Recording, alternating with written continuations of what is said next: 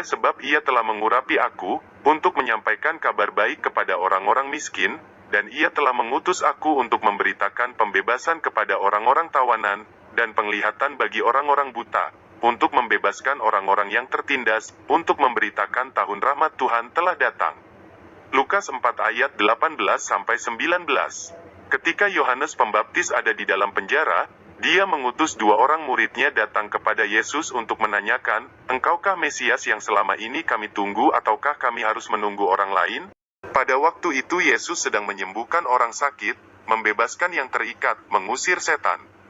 Dan pada waktu pertanyaan itu diajukan kepadanya dia tidak menjawab, ya, atau tidak, tetapi dia berkata, "Pergilah dan katakanlah kepada Yohanes apa yang kamu dengar dan kamu lihat, orang buta melihat, orang lumpuh berjalan, orang kusta menjadi tahir, orang tuli mendengar, orang mati dibangkitkan dan kepada orang miskin diberitakan kabar baik.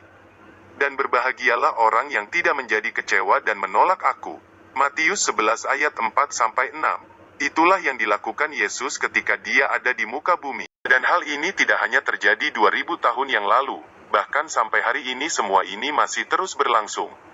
Kisah Rasul 10 ayat 38. Dikatakan, yaitu tentang Yesus dari Nazaret, bagaimana Tuhan mengurapi dia dengan Roh Kudus dan kuat kuasa, dia, yang berjalan berkeliling sambil berbuat baik dan menyembuhkan semua orang yang dikuasai iblis, sebab Tuhan menyertai dia. Tuhan Yesus selain 100% Tuhan, dia juga adalah 100% manusia seperti kita semua.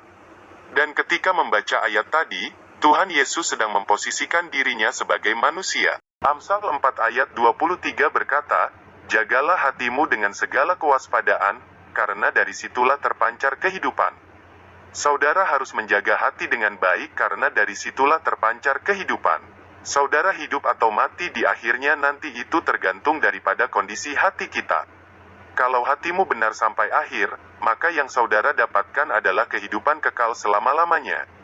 Tetapi kalau hati saudara tidak benar, maka yang saudara dapatkan adalah kebalikannya, yaitu kematian kekal selama-lamanya. Ibrani 12 ayat 15 berkata, "Jagalah supaya agar jangan tumbuh akar pahit yang menimbulkan." Ciri-ciri orang yang mempunyai akar pahit, pertama, menimbulkan kerusuhan dan mencemarkan banyak orang.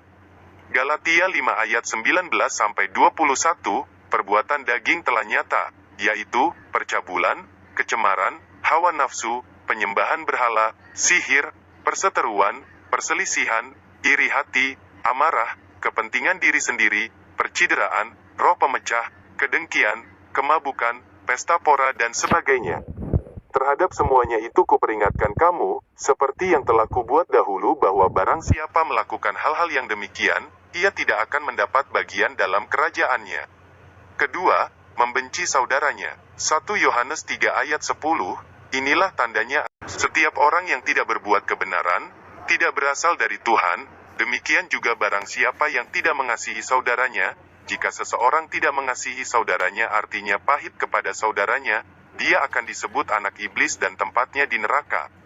Ketiga, tidak bisa mengampuni. 1 Yohanes 3 ayat 14 dan 15, kita tahu bahwa kita sudah berpindah dari dalam maut ke dalam hidup, yaitu karena kita mengasihi saudara kita. Barang siapa tidak mengasihi, ia tetap di dalam maut. Setiap orang yang membenci saudaranya, adalah seorang pembunuh manusia. Dan kamu tahu, bahwa tidak ada seorang pembunuh yang tetap memiliki hidup yang kekal di dalam dirinya.